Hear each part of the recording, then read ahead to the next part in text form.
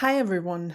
Today we're gonna react to a topic that is on the news for days, weeks, and months now. Many of us have heard of it before. Hopefully, all of us have heard of it before. I'm talking about the Epstein files. And today I do want to look a little deeper into what is happening in the UK at the moment, because I know that there has been a fallout as well. And I have heard that, for example, that former Prince Andrew is all over the files, and that Keir Starmer is supposed to be in the files as well. That's something that I have heard, but I haven't looked too much into it, like the UK side of the Epstein files. So far, I have looked into the US stuff mostly, and today I do want to uncover a little bit of what's happening in the UK. Unfortunately, most of the stuff that covers UK is from the BBC, and I already know that I can't react to BBC stuff because I've done this for 4 years and it never worked out. It's copyright striking all over the place. So I try to find other sources that do explain what's going on in the UK at the moment. The first one we're gonna watch, those are all short videos, like 2 to 3 minutes, is from Channel 4 News. Epstein files, pressure grows for full investigation into Andrew.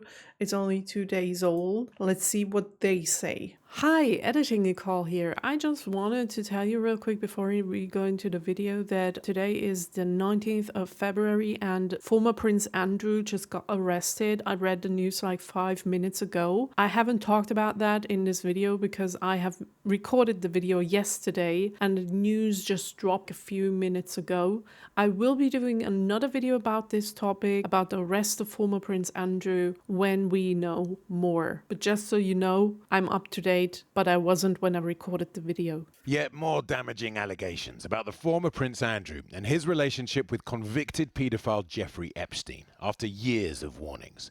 Has the appetite to fully investigate now changed? Andrew enjoyed life with the global elite. Meetings with world leaders like China's President Xi built on his previous years as an official UK trade representative. Andrew's lavish trips around the world, taxpayer funded, of course. Documents in the Epstein files appear to show that Andrew was using the disgraced financier as a go-between to fix high-level meetings. The suggestion, they both wanted to cash in. Other documents suggest that Andrew and his associates were leaking sensitive diplomatic cables. The Foreign Secretary said today the real focus should be on Epstein's victims, as more photos emerged of Andrew meeting and dining with women for purposes unknown. This from a trip to China in 2010. The Tories say the time for action is long overdue. It's devastating. I think all these people need to be held to account by the law. But the reality is that this is devastating for a country that's seen its government linked up with Epstein and all the consequences that has for confidence in the government. The royal family now, via Andrew, it's devastating for the royal family. It's devastating for the country, actually. I have heard that they took his title away. That's at the moment the only consequence for him. I haven't heard if there will be more in the future, or I don't even know what's going to happen with him now. Is he just thrown out of the royal family and that's it? That also goes for all the other criminals that are in the Epstein files. So far, not many of them have had any type of consequences. Yes, there are people who quit their jobs over the Epstein files, and also Ghislaine Maxwell is in prison, if you can call it that. But other than that, I haven't really seen any consequences yet to any of this. It's so outrageous that if you are rich in this world, you can do anything. Anything. It's all about power, money, and if you don't have that, you can grow one little plant of cannabis, for example, and end up in prison if you're in the wrong country. And those people get away with something like that. I don't even want to mention it because it's too gross. It's unbelievable and it's outrageous. He has consistently denied any wrongdoing, but removal vans are the least of his worries. The Director of Public Prosecutions has said nobody is above the law. Andrew could face charges If under only. the Official Secrets Act and misconduct in public office, which carries a potential life sentence. So why has it taken so long for authorities to take this seriously? Yeah. I do believe up until last year that there was slowness based on the position that that Andrew held. They were I have no scared. doubt in my mind. Absolutely. I believe What that makes they were. What makes you say that? Because it didn't. None of it made sense. There are a number of times when an investigation was called for, and they simply didn't investigate. They reviewed whether there should be an investigation. That wouldn't have happened with pretty much anybody else in this country. This doesn't surprise me at all. I mean, it's what was going on, and everyone wanted to turn away from it. I mean, Andrew was enabled by a whole network of people. He couldn't operate like this on his own. The line was basically, let it go through, let these expenses go through, let this behavior continue, because that's the word from Windsor Castle. So, yeah, there are lots of people he knew. And that's, I think, the reason why the files on his Times of Trade envoy remain closed, they say, till 2065, when they should, under the 20-year rule, be open now. Thames Valley Police said they're working through a huge amount of information and are making progress as quickly as possible. For Buckingham Palace, old scenes of family unity are but a distant memory. The palace says it's ready to support the police as they consider allegations against the man who was once second in line to the throne. The King and Queen say their thoughts remain with any and all victims of abuse. Of course they'd say that, and that's the thing they have to say. However, I mean, those are just rumors, but I have heard rumors all across the internet of people saying that they must have known even before those Epstein files were released. They must have known already. I've even heard rumors of the accident of Lady Di not being an accident, because she knew what was going on behind the scenes and was about to say something. Like, those are just rumors, and those are just theories of people on the internet. It's just stuff that I've read online, and you have to be careful with what you read online when it comes to the Epstein files, because there's so much bullshit going on, unfortunately, because it takes away from the seriousness of the actual stuff that was going on. However, I find it really hard to believe that they didn't know anything up until that point. I don't want to make any accusations. This is not an accusation. It's just my opinion. Okay, the next one we're going to watch is ITV. It's about Prince Andrew again and whether he was planning to start a business with Jeffrey Epstein. I haven't heard of that before. When Andrew Mountbatten Windsor was a trade envoy, was he also planning his own trades on the side? We've uncovered emails that suggest he was building a business partnership with Epstein while he was on official trips like these, which could have seen him profit personally. The business appeared to involve Andrew, Epstein, and also this man, David Stern. Stern eventually became the director of Andrew's charity and appears to have been a contact of Epstein who was introduced by Andrew, as you can see here, by Sarah Ferguson. The first mention we found of the business venture is in this email sent by Andrew while on official business in Kuala Lumpur. He says he is having a series of discussions about the Green Park Group, referring to Epstein, the convicted paedophile, as the guru, and suggesting that Epstein and Stern should act as the ghost in the upside of this entity, seemingly acknowledging he himself would need to be discreet. The business goes on to repeatedly change names: the Green Park Group, then the Serpentine Group, then the Asia Gateway, and finally Witten, meaning an Anglo-Saxon royal council.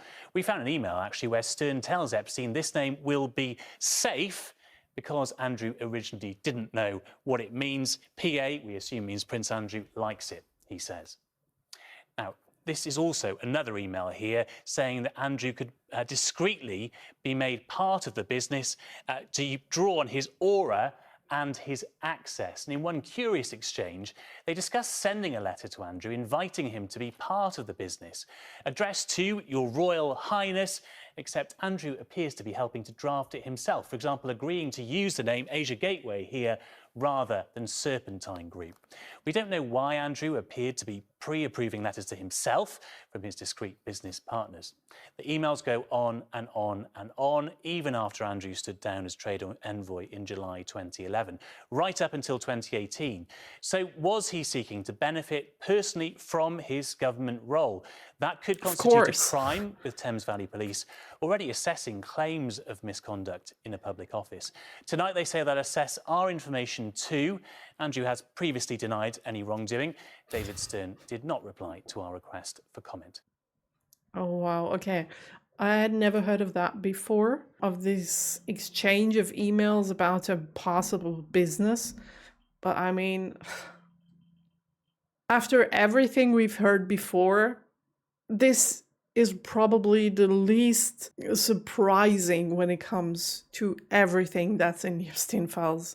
I mean, all of those people who are involved with each other when it comes to the Epstein files did somehow work together and profit of each other's popularity, money, power. That's why the whole system worked in the first place. And the last video that I got today is from CBS News. It's titled UK Prime Minister Keir Starmer faces political fallout from Epstein files. And that's a topic that I have not heard much of before. I have heard about Andrew because he was all over the files. But the thing with Keir Starmer in his case is a little less discussed in Germany in general. Maybe it's because it hasn't been that obvious before. Because with Andrew, it's been really obvious. He's all over the files. But with Keir Starmer, I don't know what has happened with him and why he is in the files. And I don't know. Maybe I should watch the video before I talk about it. Okay, let's get into this. Tonight, a new wave of backlash after the massive final dump of Epstein files. Britain's Prime Minister Keir Starmer is the latest to face criticism. CBS's MTS Tayeb at our London bureau has new details. To face criticism? In what is now a global scandal. Is that what scandal. It's called? Good evening. Well, the political fallout here in Britain following the latest Epstein documents release has become so intense, there are growing calls for the UK's Prime Minister to step down. At the center of the scandal is this man, Peter Mandelson, a former senior power broker for the governing British Labour Party and an ex-ambassador to the US. My mother would be proud. Mandelson is now under criminal investigation for his ties to convicted sex offender and disgraced financier Jeffrey Epstein. This week, British police searched 2 properties linked to him, searching for evidence that he improperly shared confidential government and financial information with Epstein while holding public office. At least they're investigating. At least they're going there. They're raiding his office or whatever, or the place where he lives. At least they're doing something. That's already a really good start. Because in Germany, I haven't heard of anything that's happening when it comes to the Epstein files, like nothing. Granted, I haven't heard of many people from Germany that are supposed to be involved into the Epstein stuff. However, we should start an investigation in order to find out in the first place. So it's really good to hear that they are at least doing something. Office. If proven, he could face jail time. In the wake of the scandal, Mandelson resigned this week from the House of Lords and quit the Labour Party.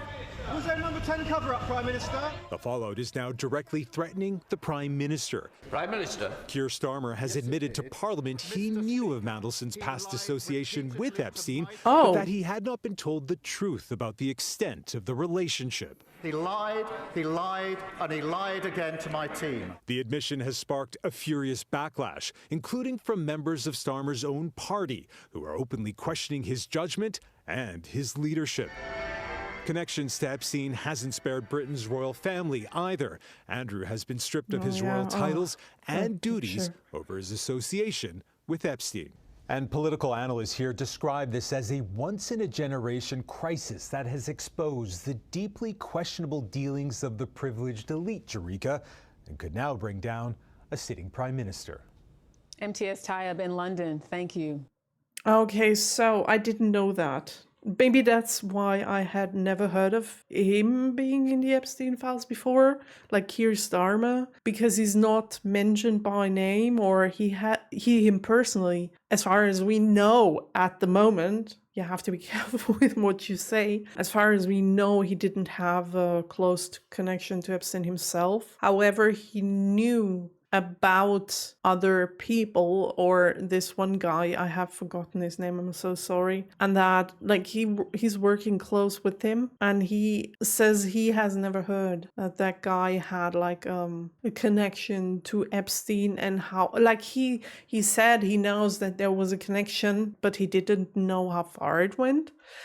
And that's the thing that you can't really prove, right? If there are no emails or anything that was said was recorded, you can't really prove whether he knew or he didn't. As far as we know, he's innocent until proven guilty. And that's a really hard thing in order to prove something like that. How do you want to do that? I mean, he could have just lied to Starmer all the time. Like, he could have said anything to Keir Starmer, why he has to meet with Epstein or why he has to fly to the US.